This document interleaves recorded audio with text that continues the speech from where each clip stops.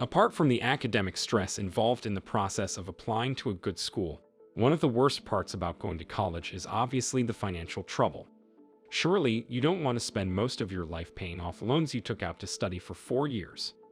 This is why applying for the Fafsa is an attractive option for all students, given that it offers countless opportunities to get a good financial aid package. But a lot of people still mess up their applications or don't want to apply at all, which could cost them thousands of dollars in unnecessary expenses. Whether you're skeptical about the Fafsa or really want to apply, today's video aims to show you how important it is and how to maximize your chances of getting an attractive aid package in ways you've probably never heard of. Welcome back to PST Finance.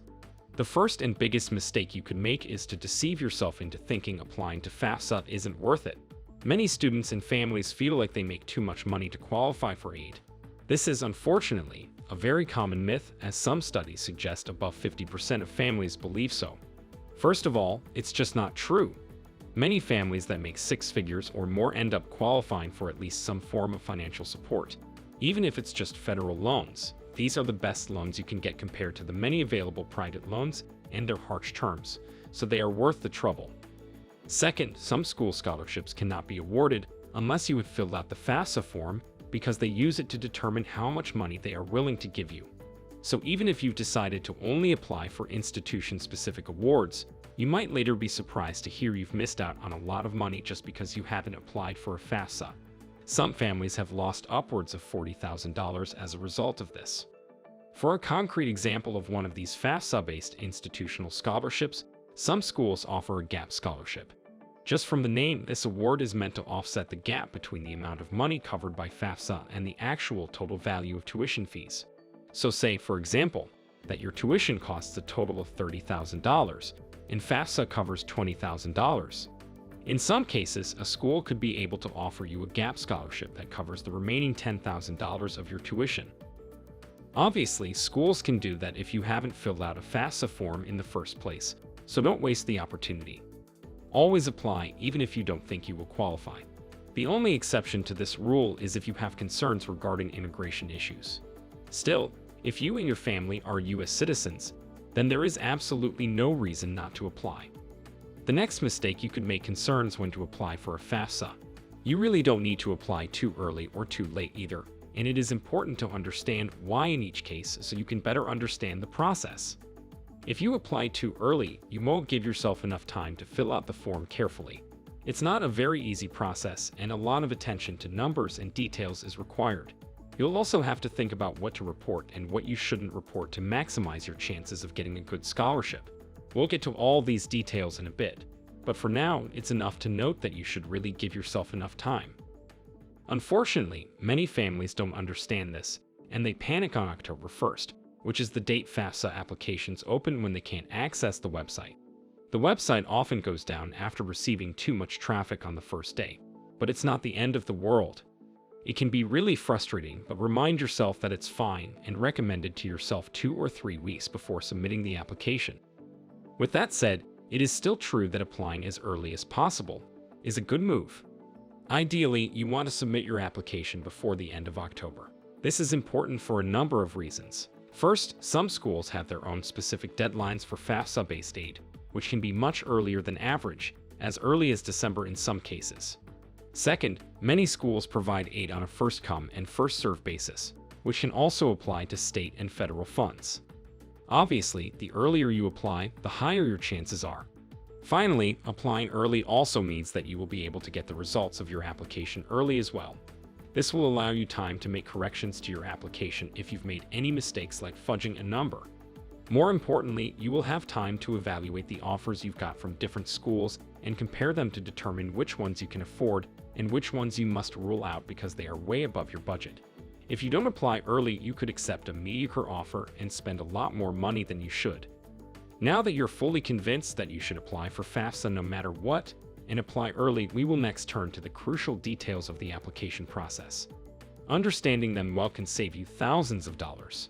Fafsa allows the federal government to calculate your expected family contribution, EFC, which they use to determine how much financial aid you deserve based on need.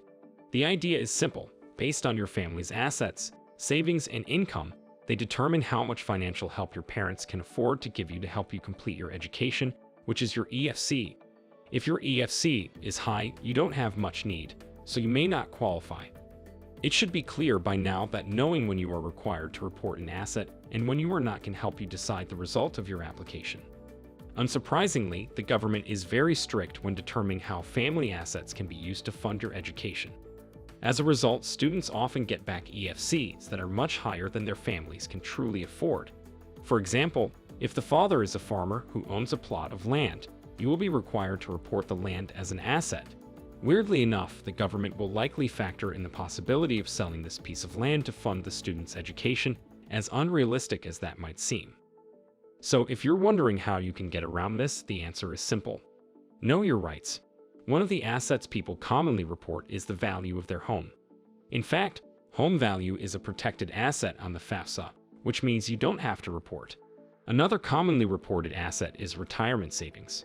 The Fafsa form asks for the contributions made to the parents' retirement accounts, but the account's total value doesn't have to be reported. So if the parents have a significant amount of money put away for retirement, they'd better not report it. Lastly, another mistake is that self-employed people who are business owners often report the value of their business, even though they're not really required to do so. When it comes to the income section, you surely have to report your business income or loss. However, for the assets section, you're only required to report the value of your business if you have 100 or more employees. So if your business is smaller, you just shouldn't report its value. Setting aside the assets section, note that if the parents are divorced, then students are only required to report the income of the parent they have lived with the most in the last year. People often report the combined income of both parents even if they're separated, which can unnecessarily hurt their chances, especially if the income of the parent they live with is much lower than the other parent. It's crucial to remember that for this to be possible, the separation doesn't have to be legal. If the parents have recently separated and have been living apart for some time, that's enough. At this point, an idea might pop to your head.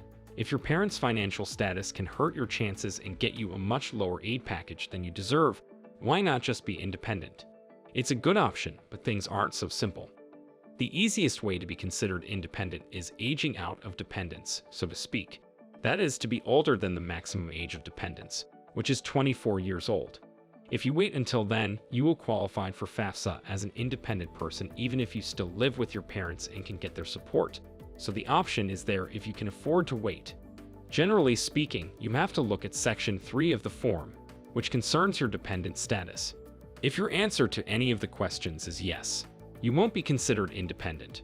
So it's not enough to live on your own and pay for your needs with your own money for that to happen.